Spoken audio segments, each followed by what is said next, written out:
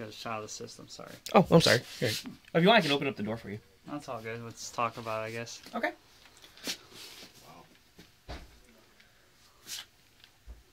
Okay. Oh, yeah. So, all right. So let's go.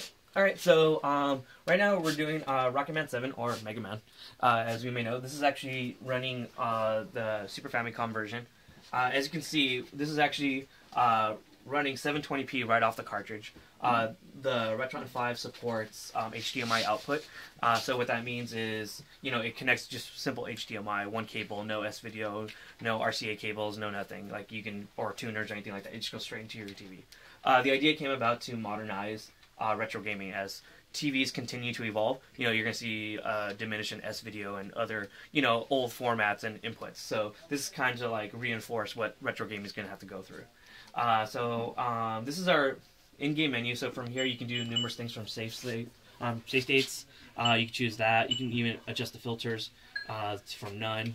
So here, this is actually how it looks with none. So as you can see around the helmet area, it's a lot more pixelated, a lot more squared off, more jaggy. And then if we actually turn on the high quality filter, it actually smoothens it out. So it gets rid of like that grid effect and things like that. So it makes it look clean and smooth. With this, like I said, you can actually do overclocking and fast forward the cutscenes in case you want to just get over the stuff and awesome. not have to deal with it. So as you can see,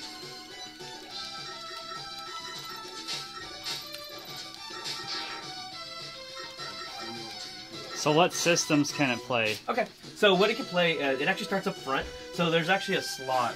You can barely see it because of this angle.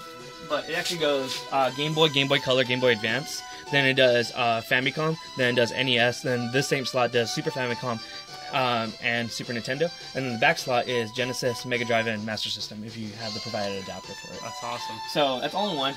People always ask what the heck this big old hole is in the back.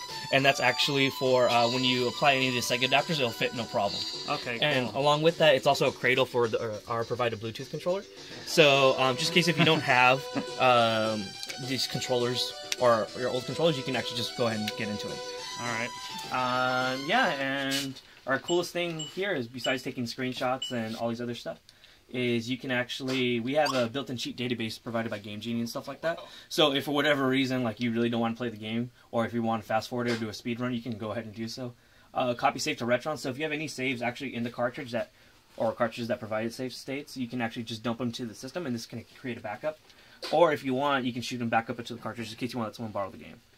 And then with the slew of settings, from console region, you go from auto, USA, Europe, and Japan.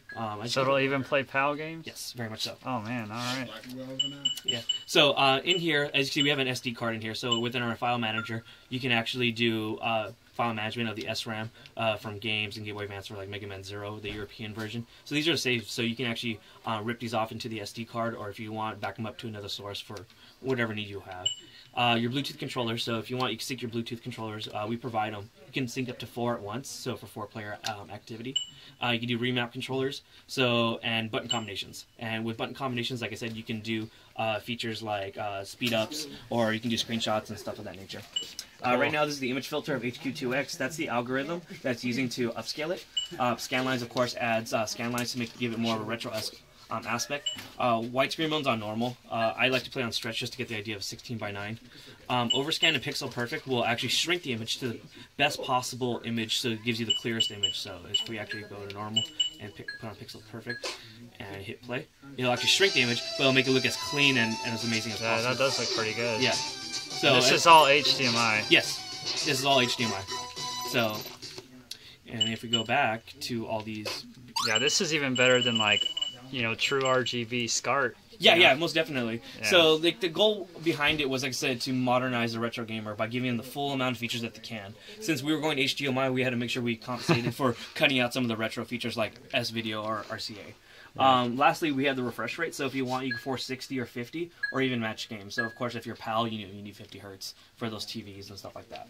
Lastly, we have audio interpolation. So it actually upscales the sound. So back then, stereos were pretty crappy on TVs. That's awesome. So this actually makes it sound rich and good, and it won't like tear your speakers. And lastly, this is our miscellaneous stuff. This is actually just for developers. So from here, we're able to deal with like the CRC and ROM. So like if for whatever reason we get a game that isn't compatible or it's not working or it's not just functioning properly, we can actually do a system update through it, so that way it will support from now on. And that includes adding features like one of the features we were talking about, whether or not we're going to input it, is actually being able to record live game feed, and then you can just rip it off there. Awesome. So that we can do kind of like a Twitch-like feature and stuff like that. So, but yeah, that's the RETRON 5 in a nutshell. And when's it coming out? April for $100. All right, cool. That's really good. So.